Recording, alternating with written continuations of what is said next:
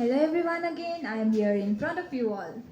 So, as my opponent said, demotivation of students due to detention. But students can be motivated though they are detained. How is this possible, right? You may be thinking how can a student be motivated by failing again and again and again? But once someone said me that failure is the pillar of success. But you know how? Because if we fail, we will try. If we try, we will get perfect. And if we get perfect, the second time we can do more better, right? And no detention policy enables us to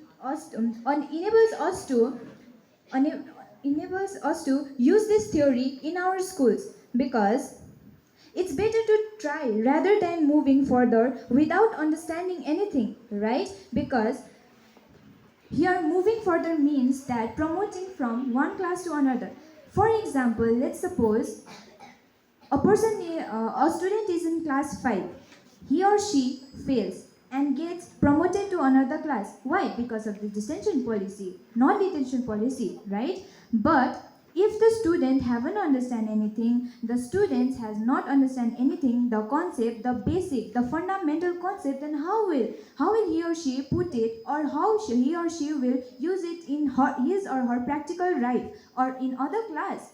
And when it comes to growth and development due to non-detention policy, it's like this, that a student can grow and develop their mind by their own thinking, their own theories, their own laws and logics, and especially students must have creativity. And non-detention policy should be abolished from schools. I am still in favor of that, because growth, for example, a human let's take for an example, a plant grows but doesn't develop. Like how I want to say is that you can take an example of a child, right? If a child is born, he or she of course will grow, but if he or she doesn't develop his or her minds, his or her personalities, his or her talents, then how can he or she grow in life? How can he or she be successful? I mean that if a student is promoted from one class to another,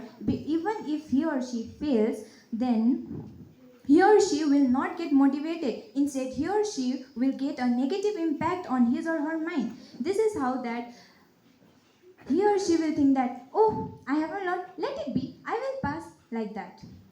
And repeating classes is depressing, as my opponent said. Repeating class is not depressing at all, because if we take it in a negative way, we are getting extra knowledge rather than our friends. And separation of friends, as my opponent said, separation of friend doesn't matter. Friends, many of the peoples are there in this world that we can talk to. Even our family members are our friends, our teachers are our friends, every classmate or every class we go are our friends, brothers and sisters, right? And first of all, we should put our career, we should put our parents, we should put our studies in front, not our friends. Friends will come, friends will go. What is the guarantee that a person will stay forever with us, right? And lastly, stress and emotional difficulties, my opponent said, and stress is not because of studies, stress is because of the activities you do. Emotional difficulties, I really don't get it. How can a student get emotional difficulties just by repeating a class?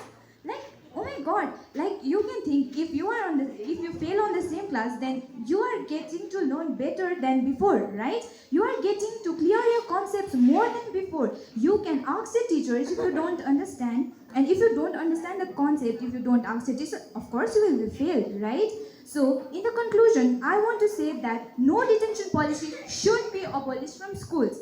And because till yet I have been yapping all about that no detention policy should be abolished from schools, and I am still in for. Thank you.